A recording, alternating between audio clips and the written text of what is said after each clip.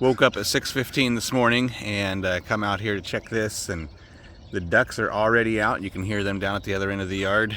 We're waiting on that other door to open up, just so that you can see that I do have some chickens here. But yeah, that raised up with sunrise. It went down with the sunset. We did have to come back out here and put our ducks in. They didn't want to go through that little door, but there they are, way down there. This door right here is the one that I installed today. I went from start to finish. I put up a whole new door. This was chicken wire across here, so I grabbed some old plywood, cut out the hole. I installed the door, and then a couple of things that you want to remember when you are installing these doors. Number one, you don't want to bend the frame at all. The aluminum frame, you don't want to have any kinks in it. It's got to be straight. It's got to be perfect, or else that door inside is not going to open and close like it's supposed to. It's going to hang up, and then it's just going to it's just not going to work right. Now, on the inside of the door is where the door rolls up, and on the outside here is where your light sensor is. So it is solar powered, so this can operate from sundown to sun up. If you just plug this in and leave it alone, it's going to be solar powered, and at dusk the door is going to close. At sunrise the door is going to open. Now, if you want to, you can manually open this with the buttons on the back. You can open it and you can close it by pushing the red button or the green button, whatever you're doing to open, whichever one you need to use at that time.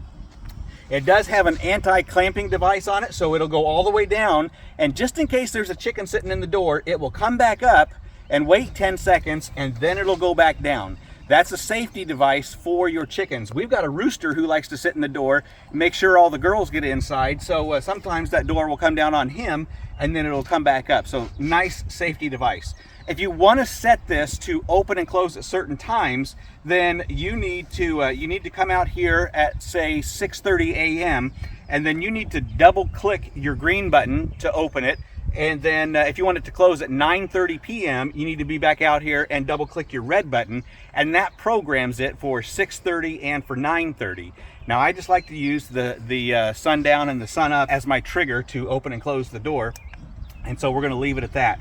You want to have your solar panel facing south-southwest so it charges throughout the day and has enough power for it to run. And for your first use, you need to make sure that you charge this in the house with the provided charging cable, and use your own wall plug, and make sure that this is fully charged before you use it your first time, or else it's just not going to work. Now, we like to keep ours out here.